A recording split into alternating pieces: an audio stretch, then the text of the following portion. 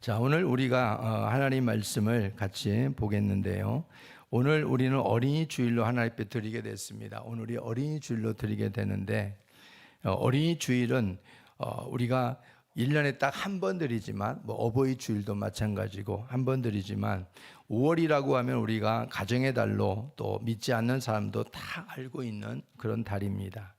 특별히 교회에서는 이 5월이라고 하는 이 달이 많은 행사가 잡혀져 있습니다. 그리고 또 주머니도 많이 금방 비게 되어지는 이러한 달이 5월이 아닐까 싶은데, 그래서 씀씀이 때문에 또 힘들어하고 염려를 하는 이런 가정도 있는 걸 봐요.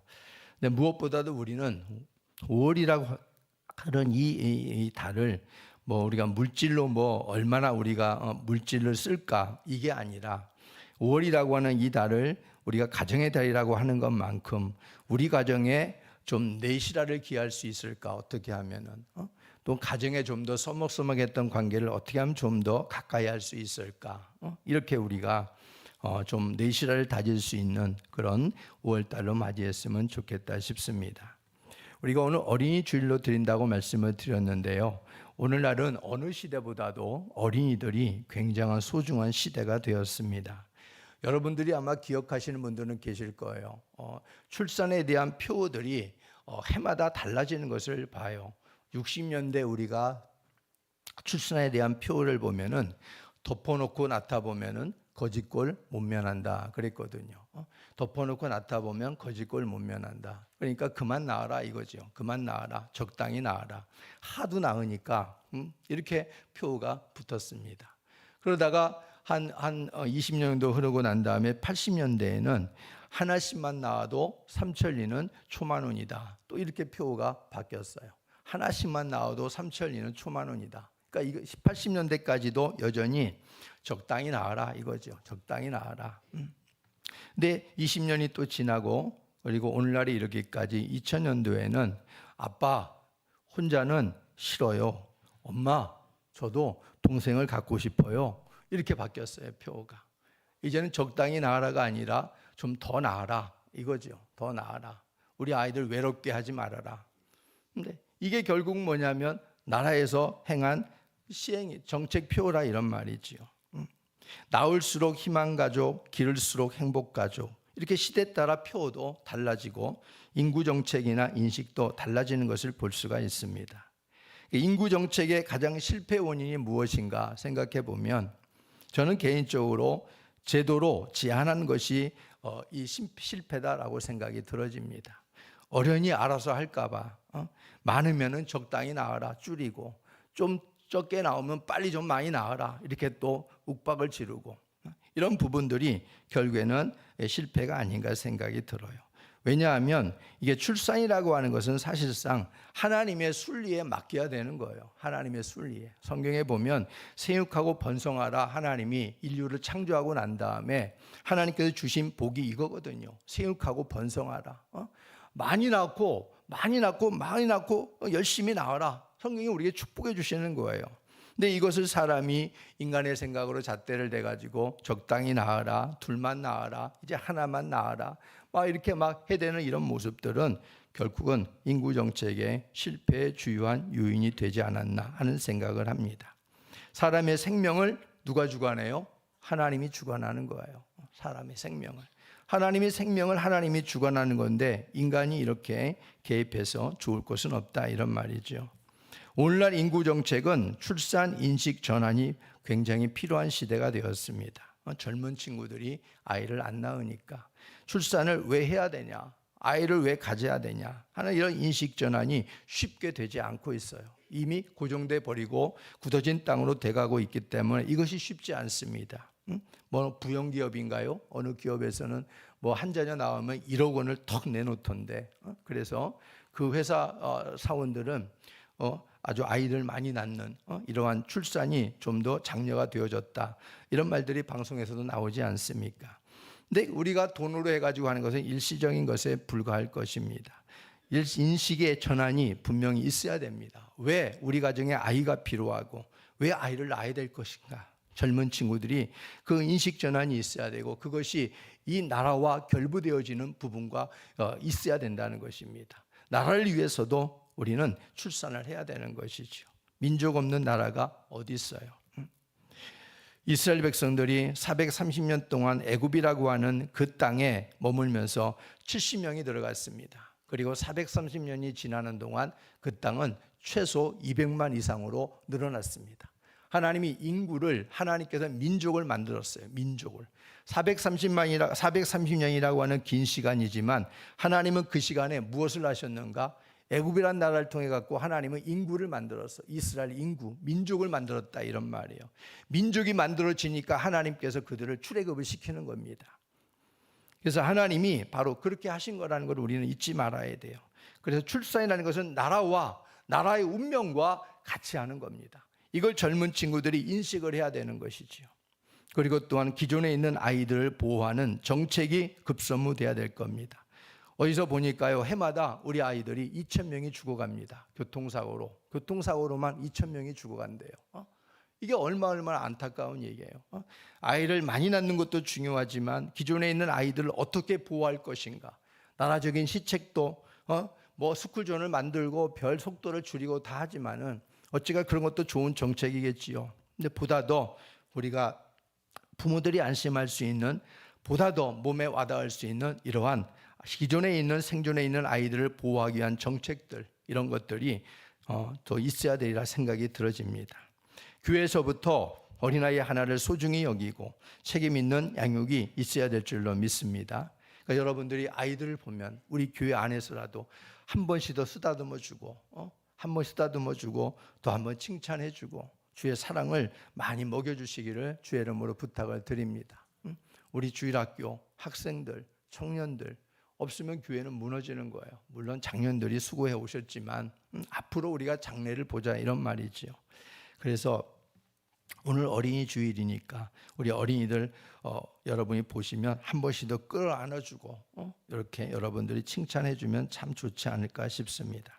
세상에서 큰 사람의 기준이라고 하는 것은 어떤 기준일까요? 더 많이 가진 사람, 더 권세를 가진 사람, 더 잘난 사람, 더 능력이 있는 사람, 이런 사람들이 되지 않겠습니까? 세상의 큰 사람. 그러나 우리 예수님은 큰 사람의 기준을 뭐로 말씀해 주고 있냐면 어린아이 같은 사람, 이렇게 예수님은 큰 사람의 기준을 달리 두고 있습니다. 그래서 오늘 어린이 주일을 맞이해서 천국에서 큰 사람이 어떤 사람인가, 이걸 같이 한번 살펴보면서 교훈을 마음에 담기를 바랍니다. 오늘 예수님께서는 가버나움으로 가시는 길에 제자들이 서로 아주 격렬하게 논쟁을 벌이는 것을 예수님이 듣게 되십니다. 그 논쟁의 내용이 뭐냐면, 야, 우리 중에 누가 제일 크냐? 이런 얘기를 하는 거예요. 서로 간에 잘났다고, 누가 클 거라고. 또 예수님께서 왕으로 이제 올라가시면은 우리가 그 한 자리를 좀 차지하면서 누가 큰 자리에 오를 것이냐, 이러면서 서로 논쟁을 벌이는 이 모습을 예수님이 조용히 듣게 되셨습니다. 이 제자들이 이 논쟁을 벌이게 된 이유가 뭐냐면, 예수님께서 예루살렘에 입성하실 때 예수님에 대한 메시아관이 잘못됐기 때문에 그렇습니다. 예수님이 예루살렘에 올라가시면서 이제는 새 왕국을 이룰 것이라고 제자들마저도 그렇게 꿈꾸고 있었습니다. 그래서 예수님이 왕이 되시면 자신들도 이제 한 자리 차지해서 통치할 것이라고 하는 이런 헛된 꿈을 가지고 있었던 것이지요. 그래서 잘못된 메시아관, 잘못된 기대 속에서 벌어진 논쟁이었다는 겁니다. 그때 예수님께서 어린아이 하나를 그들 가운데 세우시고 천국에서 큰 사람이 어떤 사람인가, 여기에 대해서 가르쳐주고 계시는 내용이 나오고 있습니다. 그래서 먼저 첫 번째, 우리가 천국에서 큰 사람은 어떤 사람인가, 시작, 어린아이들과 같이 되는 사람입니다 그랬어요. 3절 4절 말씀에 오늘 본문에 그 말씀을 같이 한번 또 읽어보겠습니다. 시작.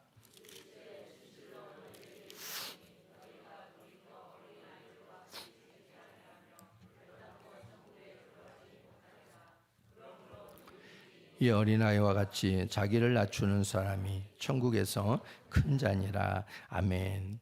여기에서 어린아이들과 같이 된다, 이렇게 예수님이 말씀해 주고 있어요. 어린아이들과 같이 되지 아니하면 너희가 결단코 천국에 들어가지 못하리라, 이렇게 말씀했었어요. 그렇다고 해서 우리가 어른이 된 사람이 어린아이가 어떻게 될 수 있겠어요? 작아질 수도 없는 것이고 모태에 들어갔다가 다시 태어날 수도 없는 것이고, 예수님께서 하시는 말씀이 무슨 말이겠어요? 우리가 어린아이들 하면 우리는 흔히 생각하기를 어린아이들은 미성숙의 단계에 있는 존재다, 이렇게 우리가 생각하잖아요. 아직 성장해 가는 단계, 미성숙의 단계, 그리고 쉽게 미혹되기 쉬운 그러한 존재들, 또 유치한 이런 존재, 또 연약함도 많은 존재, 이게 바로 어린아이들의 모습이다, 이런 말이지요. 그래서 어린아이 같이 된다는 이 말씀은 그런 미성숙에 머물라, 이런 말씀이 아니겠지요. 4절 말씀에 어린아이 같이 된다고 하는 말씀이 바로 거기에 나와 있는 겁니다. 그래서 4절에 보게 되어지면 누구든지 이 어린아이 같이 자기를 낮추는 사람이 천국에서 큰 자다, 이렇게 말씀해 주고 있어요. 그러니까 결국은 무슨 말이에요? 어린아이 같이 된다는 말은 4절 말씀처럼 어린아이 같이 겸손하게 자기를 낮추는 사람이다, 이렇게 말씀해 주고 있는 거지요. 어린아이들은 어른과 같이 꾸밈이 없어요. 어린아이들은 양파 껍질을 벗겨도 그냥 그 속알맹이가 뭔지 알 수 없을 애매한 부분들을 많이 갖고 있지만, 어린아이들은 꾸밈이 별로 없어요. 꾸밈이 허풍이나 허장성세도 없습니다. 자신에 대해서 지나치게 과대평가하거나 자기를 비하하지도 않고 있는 모습 그대로 그 상태를 그냥 부끄럼 없이 솔직하게 드러내는 것이 어린아이의 특징이다, 이런 말이에요. 근데 어른이 되면은 자꾸 포장을 해요. 하나 둘씩 포장을 해요. 자꾸 과대 선전을 합니다. 자기 자신을 과대 PR을 합니다. 그런데 어린아이들은 그런 게 없어요. 또한 다른 사람에 대한 심각한 의심이나 또 계산 속에서 자신의 존재를 방어하려고도 하지 않아요. 근데 어른이 되면은 그러잖아요. 자꾸 막 자기를 방어하려고 하고 포장을 하고 꾸미려고 하고 그러면서 계산을 하고 그렇게 심각한 또 의심 속에 빠지기도 하고 그러지 않습니까? 근데 어린아이들은 그러지 않다는 거예요. 오직 순수함이 아이들의 강점이고 그것이 또한 그 아이들의 약점이기도 합니다. 그래서 아이들이 너무 순수하면 성장해 가면서도 순수한 사람들을 우리가 볼 수가 있어요. 근데 그런 사람들은 세상에 또 어떻게 보냐면 저 바보 같은 사람, 이렇게 봐요. 세상에서는 순수하고 성실하면 세상에서 인정해 줘야 마땅하잖아요. 근데 순수하고 성실하면 세상에서 그걸 가지고 또 이용해 먹으려고 한단 말이에요. 쟤는 저렇게 이용해도 돼, 잘 따라올 거야 하면서 오히려 그걸 가지고 또 역이용하는 게 세상이다, 이런 말이에요.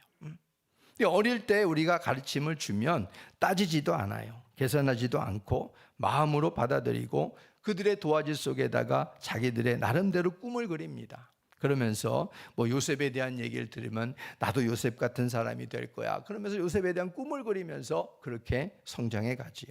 실천해 가려고 애를 씁니다. 근데 어른들은 안 그래요. 말씀을 들어도 한 귀로 듣고 한 귀로 빠져나가 버려요. 도화지가 어디 있어요? 도화지, 세상의 도화지로 잔뜩 그냥 물들어져 있는데 거기다가 하나님의 꿈을 그린다는 것이 쉽지가 않아요. 그 도화지를 예수님의 보혈로 씻으라고 해도 안 씻는데 그 도화지 속에 어떻게 하나님의 꿈을 그려갈 수 있겠습니까?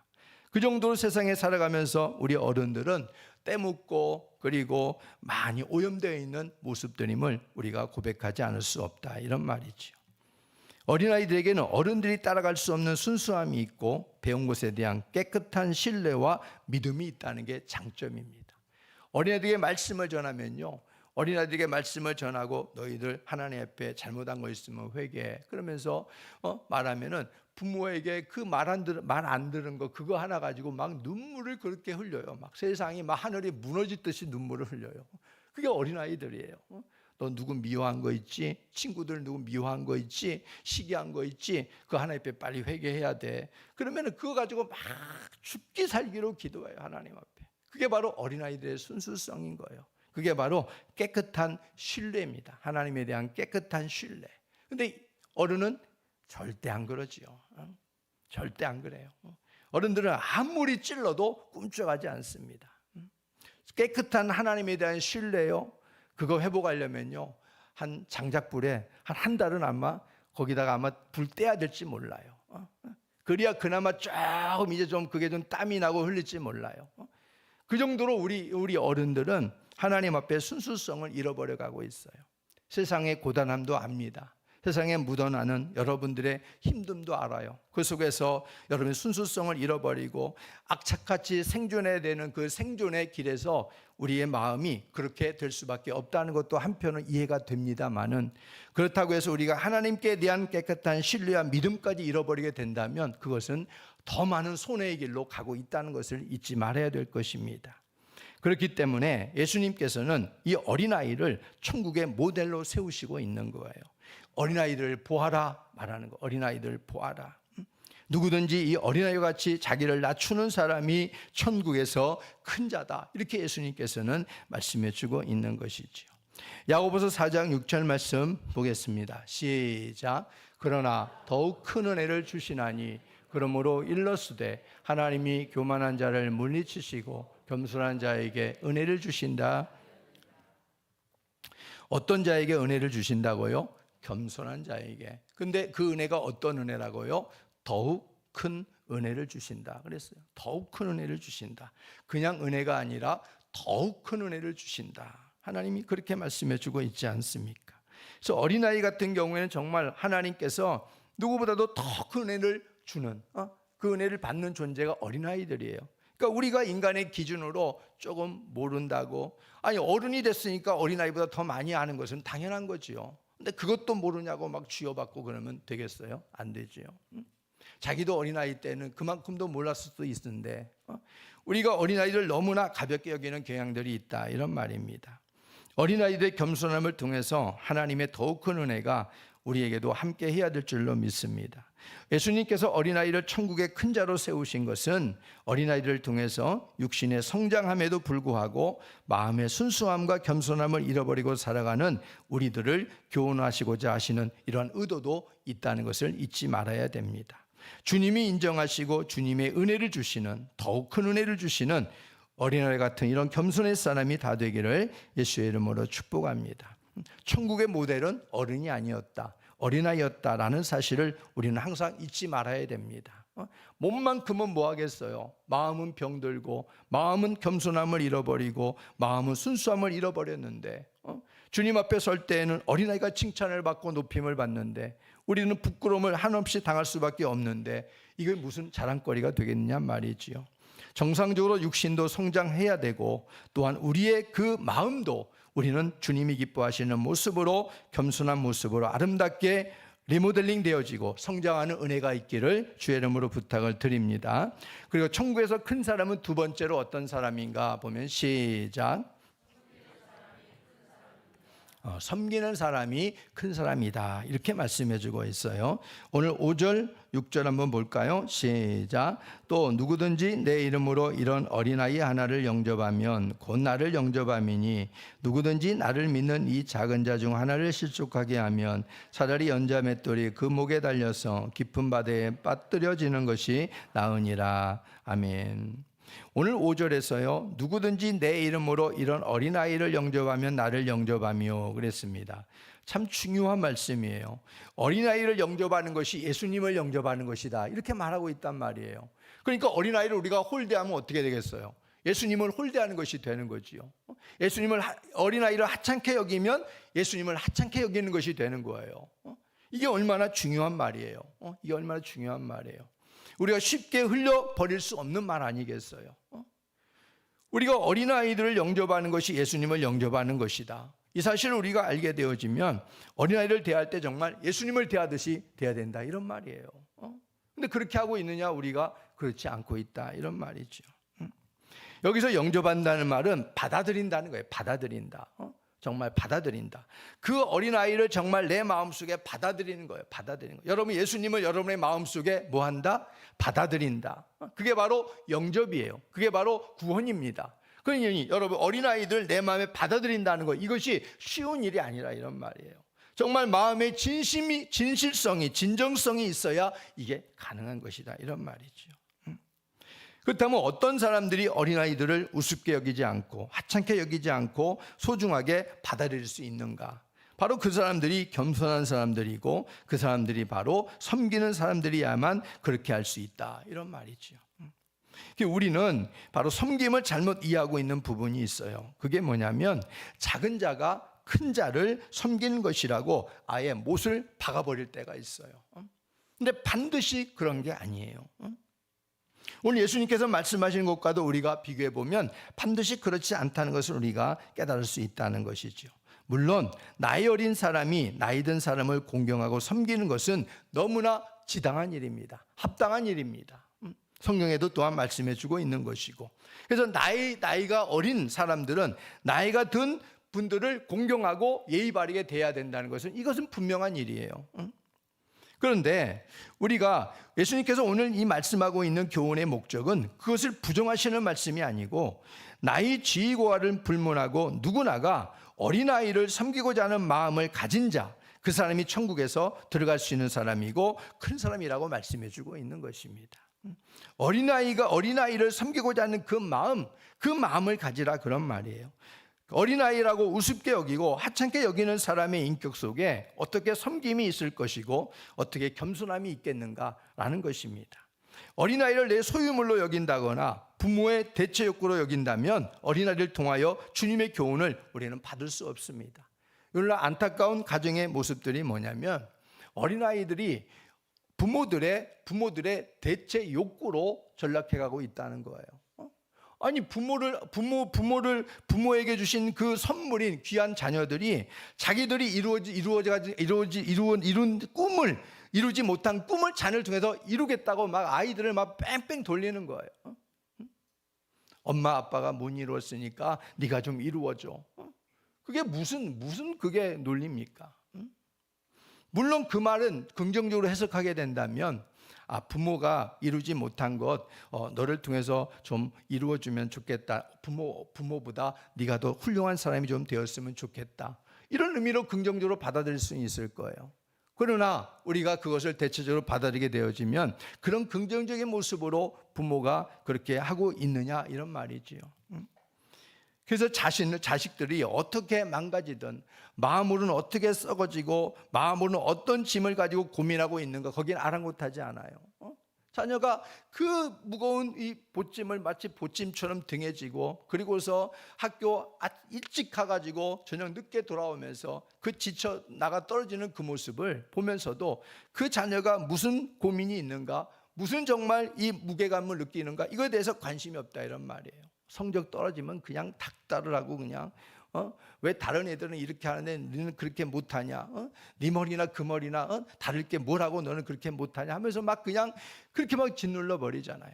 그러니까 이건 결국 뭐냐면 부모의 대체 욕구로 사용하고 있는 거예요, 자녀들을. 하나님이 그렇게 자녀를 주셨습니까? 그건 아니잖아요. 그러니까 어린아이가 하나님이 주신 선물인데 그것을 내 소유물로 여기는 거예요. 부모의 소유물로.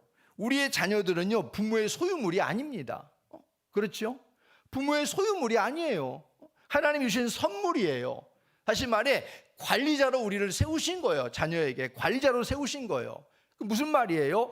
관리자로 세웠으니까 관리를 잘못하면 하나님께서 책망하겠다는 거예요. 하나님께서. 그러니까 우리는 관리를 잘해야 되는 것이죠. 주님 오시는 그날까지, 주님 앞에 설 때까지 잘해야 되는 거예요. 그래서 그렇게 해서 우리가 비록 나이는 어리지만 그 속에 하나님의 영상이 들어있다는 사실을 기억하고 선물로 주신 아이를 통해서 섬김과 본이 되는 삶을 살아내야 하는 것이 부모의 몫이라고 하는 것입니다. 그래서 부모는 자녀를 위해서 많이 울어야 돼요. 많이 섬겨주어야 되고 많이 울어야 돼요. 여러분, 자식을 위해서 여러분들 얼마나 울었습니까? 얼마나 많이 섬겨주고 있습니까? 잘못된 길을 걸어간다 그러면 왜 이놈의 자식 잘못된 길로 걸어가냐고 막 호통을 치고 그럴지언정 그만큼 여러분들이 많이 울어줍니까? 자녀를 위해서 많이 울어줘야 돼요. 지금부터라도 여러분 자녀를 위해서 많이 울어주고 그 눈물로 여러분 자녀들이 정말 세상에서 정말 하나님의 기뻐하신 자녀로 성장할 수 있다는 사실을 잊지 말아야 됩니다. 여러분, 하늘에서 이른 비와 늦은 비를 내려주면 세상의 모든 만물이 풍성하게 자랍니다. 근데 하늘에서 이른 비와 늦은 비를 안 내려준다거나 이른 비와 늦은 비를 거꾸로 하나님이 발동시켜 버리면 세상의 농작물들은 제대로 수확할 수가 없어요. 우리가 그걸 이치를 알아야죠. 자연의 이치를. 하나님이 왜 이른 비라고 말씀하셨고 왜 늦은 비라고 말씀하셨을까요? 이른 비가 있고 이른 비를 받아야 될 그때가 있는 거고, 땅이 늦은 비를 받아야 될 그때가 있는 겁니다. 그래서 이 땅의 만물들이 그렇게 성장할 수 있도록 하시는 거예요. 하나님의 이치입니다. 창조 섭리입니다. 근데 그 섭리가 바로 하나님의 자녀들에게도 있다 이거예요. 부모와 자녀 간에. 그 이른비와 늦은비 역할을 바로 뭐냐면 부모의 눈물이라 이런 말이에요. 눈물. 눈물을 이른비와 늦은비로 해야 되는 거예요. 그래야 자녀들이 그 안에서 아름답게 잘 자라는 자녀가 될 수 있습니다. 그럼 많이 섬겨주세요. 많이 섬겨주세요. 그렇다고 잘못된 길 걸어가는데 아이고 잘한다 이게 아니라 잘못된 길 가면 호되게 혼내주고 정말 눈물 쏙 뺄 만큼이나 잘못된 것을 깨닫게 해주고, 그러나 인간의 감정으로 하지 말고 하나님의 말씀으로 넌 이래서 잘못됐다라고 꾸지람을 주고, 그리고 하나님의 사랑으로 여러분 많이 섬겨주라 이런 말이에요. 특히 믿음의 가정 속에 주신 자녀는 눈물과 기도와 말씀으로 하나님을 떠나지 않도록 잘 섬겨야 됩니다. 자녀가 부모의 자화상이 되지 않도록 세워가야 된다 이런 말이에요. 어떤 부모는 자녀 때문에 평생의 눈물을 흘려요. 평생에. 자녀를 성장하게 하는 눈물이 아니라 후에 통의 눈물을 흘리는 거예요. 나 때문에 이렇게 내 자식이 이렇게 되는구나. 통의 눈물을 흘려요. 그게 얼마나 힘들겠어요. 지켜보는 부모도 속상하고 자식도 속상하고 부모도 얼마나 힘들겠어요. 그러니까 자녀가 결국엔 부모의 자화상이 되지 않도록 조심해야 된다. 그래서 언제나 잘 섬겨주고 많이 울어주면 그 자녀가 나중에 신앙이 성장해서 나중에 그 부모에 대해서 얘기할 때 나는요 그 기억을 잊지 못해요. 부모가 날마다 새벽기도 다녀와가지고 자식들 위해 손을 얹고 눈물로 기도했던 것들을 나는 절대 잊지 못합니다. 그런 자녀의 고백은 그래도 받아야 되지 않겠어요? 여러분 종근당 아시죠? 종근당. 그 종근당이 왜 그 심벌 마크가 그 종인지 아세요? 그 부모가 날마다 새벽 종소리 땡땡 치면은 이렇게 땡땡 치면 그 소리를 맞춰서 옛날에 우리 믿음의 선배들은 교회 갔지 않습니까? 새벽 기도에. 그러니까 그 종소리를 울리면은 부모가 일찍 일어나 가지고 그러면서 새벽 기도 나갔던 그것이 이 어릴 때 자녀가 생각이 나는 거예요. 이 종군당 세운 이 대표가 그런 생각이 나는 거예요. 자기 어릴 때. 그래가지고 심벌 마크를 뭘로 할까 회사를 세우고 난 다음에 이걸 뭘로 할까 생각하다가 부모님이 새벽 기도를 끌어냈던 그 교회당의 그 새벽 종소리, 그 종소리가 생각이 나서 그 종을 갖다가 심벌 마크로 했다는 거예요. 그게 종군당입니다. 그러니까 그렇게 우리는 생각이 나야 되지 않겠어요? 부모의 눈물, 부모의 또한 손, 부모의 무릎, 바로 그것이 있어야 된다는 거예요. 그래야 우리 아이들이 건강에 잘 자랄 줄 믿으시기 바랍니다. 요즘에는 무조건 그냥 배 터지게 먹이고 그냥 뭐 부족할 것 없이 사고 그냥 막 이렇게 왜 저는 물질 공세만 하려고 자꾸 그래요. 물질 공세만 하니까 애들이 교만해지는 거예요. 애들이 벌써 생각이 바뀌어져 버리는 거예요. 애들의 그 순수한 주님이 찾으신 순수함을 잃어버리는 거예요. 맨날 선물 공세만 갖다 드려야 하니까. 어린이날 그러면 와 오늘은 자전거. 그다음에 다음 날 어린이날 이때는 또 뭐 막 100만 원 막 호가는 막 이런 것도 막 애들이 상상하게 만드는 거예요. 자꾸 선물로 막 하는 거예요. 그러니까 이런 모습은 누가 하는 거예요? 어른이 잘못 가르치고 있는 거 아니겠어요? 어린이날은 선물 받는 날 이렇게 우리가 알고 있잖아요. 물론 조그만 선물 우리가 마음을 다해서 부모의 마음을 담아서 주는 이러한 모습들은 필요하겠지만 너무나 과한 부분들은 아이들을 지나치게 우리가 잘못되게 만들 수 있다는 것을 항상 잊지 말아야 됩니다. 그리고 자녀가 부모와 하나님을 떠났을 때 목숨을 다해서 바로 하나님께 매달려야 되는 것도 우리는 잊지 말아야 됩니다. 부모와 자녀의 관계는 관리자로 하나님이 선물로 주셨다. 이 사실을 잊지 말아야 되고 그 주신 어린아이, 그 주신 자녀라고 한다면 부모가 어떻게 관리해야 되는가? 눈물과 섬김으로 관리해야 된다. 이 등식을 여러분들이 언제나 잊지 마시기를 바랍니다. 그리고 우리가 그 부모가 하나님을 떠났을 때 어떻게 될까요? 그 자식이 부모를 떠나고 하나님을 떠나게 됐을 때 어떻게 됩니까? 부모는 더 눈물을 흘려야죠. 더 눈물을 흘려야죠. 하나님 앞에. 하나님 앞에 그 자녀를 위해서 정말 눈물로 간절히 기도하면 그 자녀는 반드시 돌아옵니다. 여러분 모니카의 기도 들어봤잖아요. 모니카의 기도. 성 어거스틴의 어머니 모니카의 기도. 기도하면 할수록 점점점 멀리만 갔던 이 자식. 기도하면 할수록 세월이 지나면 지날수록 더 멀리 도망갔던 이 자식, 그 자식을 위해서 어머니도 기도하다가 이 모니카도 너무 지쳐버린 거예요. 그래서 암브로스 감독을 찾아가 가지고 감독님, 내 자식이 도대체 돌아오기나 하겠습니까? 아무리 기도해도 내 자식은 더 멀리 가니 도대체 언제쯤 내 자식이 돌아오겠습니까? 가능하겠습니까, 감독님? 그렇게 하소연하고 상담을 할 때에 암브로스 감독이 하는 얘기가 있습니다. 자매님, 어머니의 기도는, 어머니의 눈물의 기도는 절대 실패하지 않습니다. 반드시 응답됩니다. 그러니 조금 더 힘을 내서 기도하십시오. 이렇게 말했다는 거예요. 근데 열심히 더 기도했죠. 이 모니카가 열심히 기도했는데 죽을 때, 임종 때까지 어거스틴이 돌아오지 않았어요. 근데 임종하는 그날 누군가로부터 어거스틴이 네 어머니가 지금 이제는 임종하실 때가 됐다 하고 이 소식을 이제 전해 듣게 된 거예요. 그러니까 어거스틴이 그 방탕길에서 돌아서 가지고 어머니의 임종을 맞습니다. 그러면서 어머니 앞에서 무릎을 꿇고 인생에 그만큼 눈물을 흘린 적도 없었던 이 어거스틴이 거기서 펑펑 눈물을 흘리면서 어머니 앞에 회개를 합니다. 용서를 구하고 잘못했다고 하고, 그러고 나서 이제 곧 하나님 품에 안길 어머니 앞에서 이제는 내가 하나님 앞에서 이제는 신앙생활 하겠다고 그렇게 고백하고 돌아오는 이러한 탕자로 나오고 있다, 이런 말이죠. 그랬던 그 어머니의 눈물의 기도가 어떻게 됐어요? 돌아왔잖아요. 돌아오고 어거스틴은 교회사에서 한 획을 긋는 훌륭한 성자로 기록되고 있다, 이런 말입니다. 그래서 우리의 자녀가 부모와 하나님을 떠나게 됐을 때 부모는 역시나 목숨을 다해서 눈물의 기도를 해야 된다. 그러면 반드시 그 눈물의 기도를 하나님이 들어주실 줄로 믿으시기 바랍니다. 잘 섬길 때, 열심히 섬길 때 우리는 실족할 일은 사라지는 겁니다. 잘 섬기지 못할 때 실족할 일이 생기게 되는 거예요. 잘 섬기지 못할 때 어떤 일이 벌어진다. 오늘 성경에 뭐라고 말씀해 주고 있습니까? 6절 볼까요? 시작. 누구든지 나를 믿는 이 작은 자 중 하나를 실족하게 하면 그 목에 달려서 깊은 바다에 빠뜨려지는 것이 나으니라. 그리고 또 10절 시작. 삼가 이 작은 자 중에 하나도 없이 여기지 말라. 너에게 말하노니 그들이 천사들이 하늘에 항상 배우는 14절 시작. 이와 같이 이 작은 자 중에 하나라도 잃는 것은 하늘에 계신 너희 아버지의 뜻이 아니니라. 실족하는 것이 하나님의 뜻이에요? 아니에요? 아닌 거예요. 절대 아닌 거예요. 99마리 양은 있는데 100마리 양이 있는데 99마리 양이 있고 한 마리 양이 안 보이네. 그러면 이 목자는 어떻게 한다고 그랬어요? 99마리 양을 놓고 한 마리 양을 찾아서 간다는 거예요. 이게 바로 주님의 마음이에요. 하나님의 마음입니다.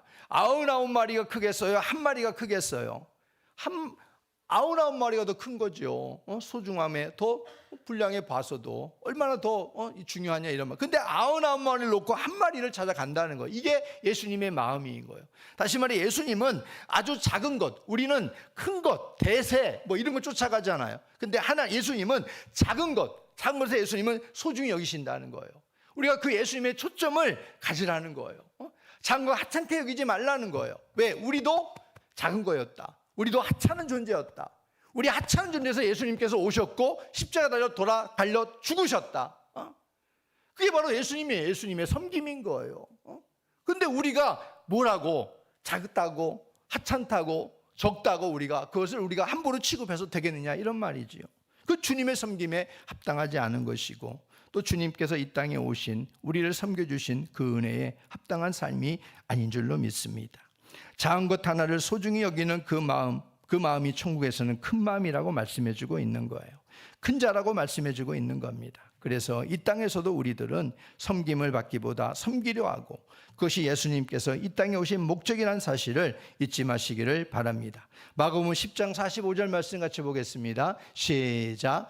인자가 온 것은 섬김을 받으려 함이 아니라 도리어 섬기려 하고 자기 목숨을 많은 사람의 대속물로 주려 함이니라. 아멘. 제발 이 말씀을 여러분의 머리와 여러분의 가슴 속에다가 못을 박아 놓으세요. 이 말씀을. 제발. 이것을 절대 잊지 말고 죽을 때까지 여러분 이것을 머리와 가슴 속에다 박아 놓으세요. 내가 섬김을 좀 받으려고 내가 뭔가 내 마음속에 뭔가 그런 욕구가 막 꿈틀거리면 저 말씀을 탁 여러분들이 저 말씀을 내세워서 주님의 그 섬김을 본받으려고 애쓰고 그렇게 우리가 살아가는 공동체가 되었으면 참 좋겠습니다. 섬김을 어떤 교회는 정말 한 성도가 오잖아요. 한 생명이 오잖아요. 그러면 온 성도가 다 그 사람을 타켓이에요. 섬기는 거예요. 정말 얼굴이 붉어질 정도로 섬기는 거예요. 처음에 무안해가지고 어쩔 줄을 몰라 한대요. 돌아가가지고 생각한대요. 아니 내가 도대체 뭔데 저 교회에서 도대체 처음에는 교회 나오라고 그러겠지.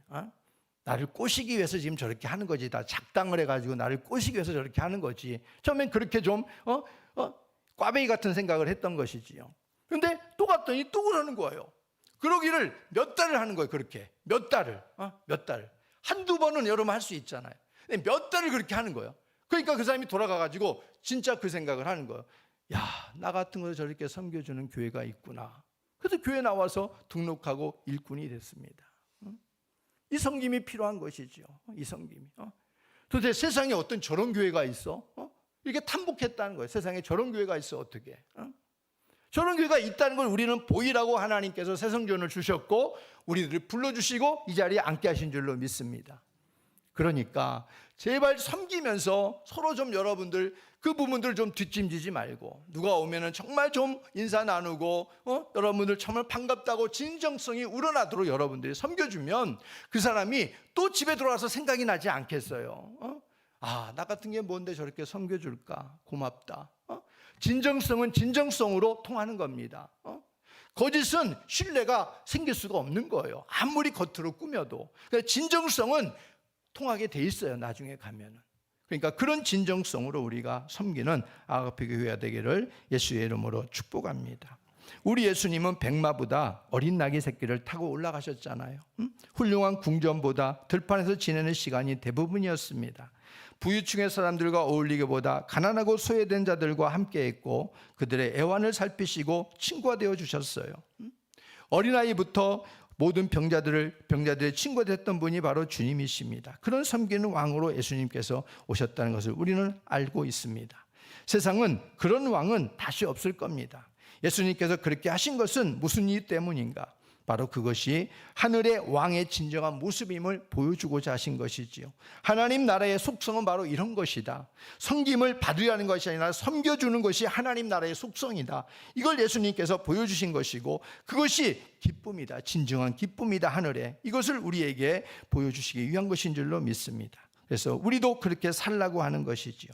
세상이 말하는 큰 자는 힘이 세거나 권세나 물질이 많음에 있다 하지만은 우리 예수님은 말씀하시기를 큰 자는 바로 자신을 낮추고 겸손함으로 섬기는 사람이다 하는 사실을 분명하게 말씀해 주고 있습니다.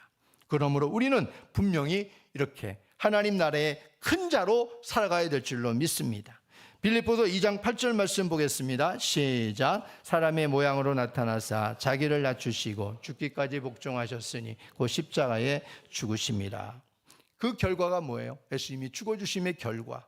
하나님 아버지께서는 그 다음 절에 뭐라고 말씀해 주느냐? 우리 모든 사람들이 예수의 이름에 무릎을 꿇게 하셨다 이렇게 말씀해 주고 있어요.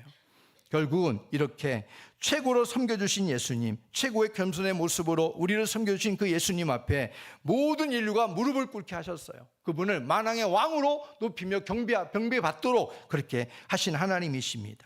그래서 우리도 여전히 더 가지려고, 더 챙기려고, 더 우리가 섬김을 받으려고 하지 말고 이제 예수님의 성품을 닮은 사람처럼 정말 천국에서 우리가 큰 자가 되기 위해서 더 섬겨주고 더 또 세워주는 이러한 사랑의 공동체가 되기를 주의 이름으로 축복합니다.